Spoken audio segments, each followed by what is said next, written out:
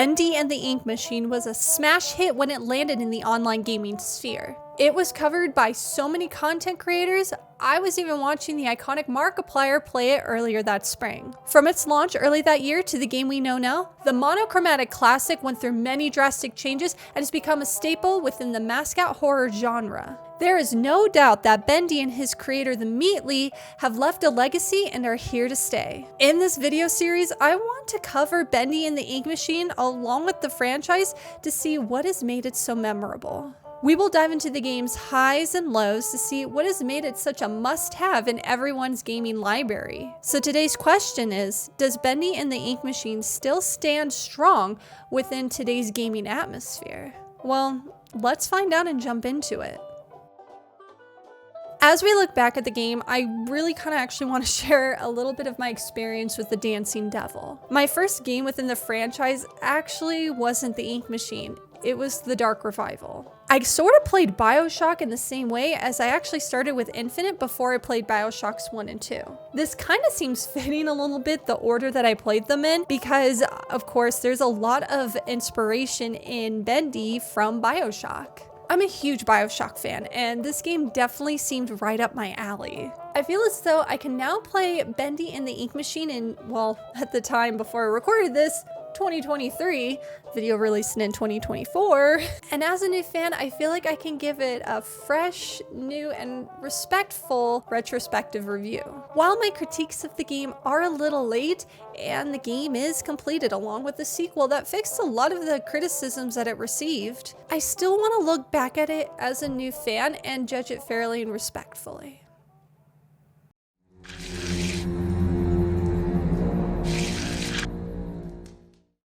Bendy and the Ink Machine begins with us receiving a letter from our old boss, Joey Drew, inviting us back to the old workplace, Joey Drew Studios. Our name is Henry, and we were the leading animator for the studio. The game sets the tone right away with the monochromatic color scheme and toon-like appearance as we explore the liminal space of an abandoned office. We eventually discover something that wasn't there during our tenure, the titular Ink Machine. We discover how to power on the mysterious mechanism and return back to it, only to be greeted by a distorted cartoon devil as the office fills with ink. Before we can reach the exit, we fall through the decrepit wooden floors deeper into the building. Henry wades through the thick ink, coming across a summoning circle before collapsing from exhaustion.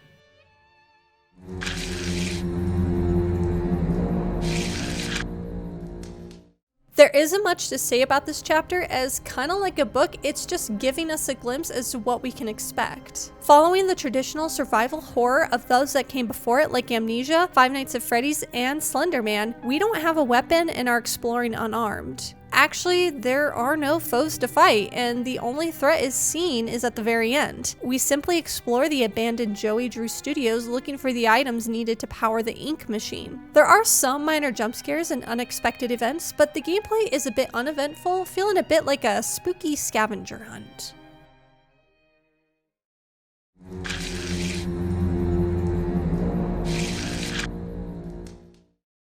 While the layout of the studio is simple, the tone and atmosphere are enough to drag you into it. Horror game with an art style of the golden age of animation truly sets it apart from its relatives. While this is a short chapter, the mystery surrounding the rotting animation studio makes you want to know more. Why is this Ink Machine here? How did this cartoon wolf become real? The setting and art direction is what really beckons the player in, wanting to explore the true depths of this inky hell.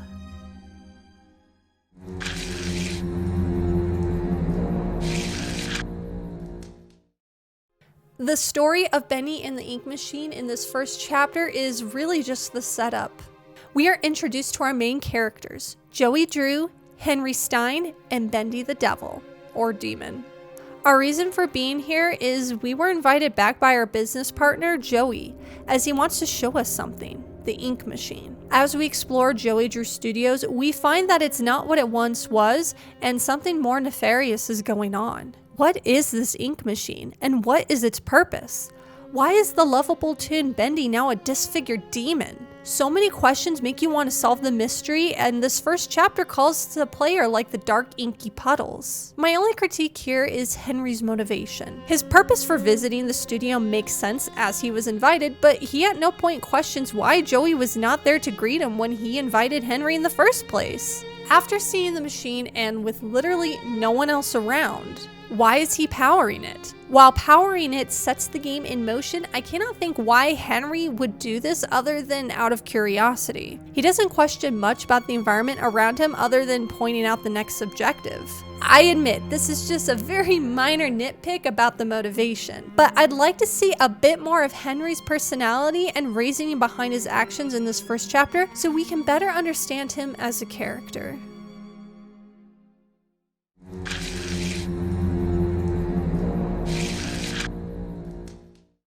One thing I love is the process of powering up the ink machine and the symbolism that is behind it all. It requires a wrench, a gear, ink, a record, a plushie, and a book.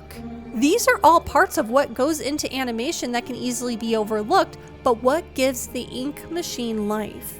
Next, I want to talk about the book, The Illusion of Living. This is a parody of the animator's Bible, The Illusion of Life by Frank Thomas and Ollie Johnston, two of the original 9 men who worked in the early years at Disney Animation. A little background on me, I do actually have a bachelor's in animation and graphic design, and this book still sits on my shelf and nearly has for 13 years. This is a wonderful reference to the animation world that non-animators may not be familiar with and shows the dedication to the craft and details that the Meatly has paid homage to in a loving way.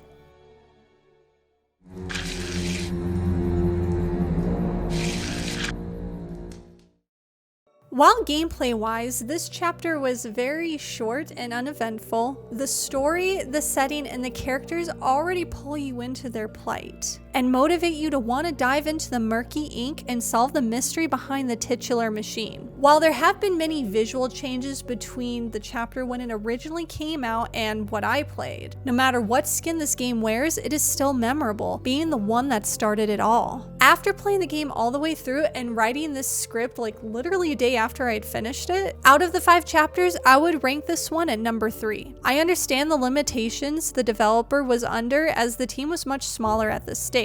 Regardless, the Meatly and their team managed to start off strong and begin an illustrious franchise that would last for years to come and even get its debut on the silver screen. I want to thank you all so much for watching part 1. This is going to be a 6-part series, and again, thank you so much for watching and joining me on this journey into the world of ink and Bendy with his friends. And as always, I will see you all in the next video.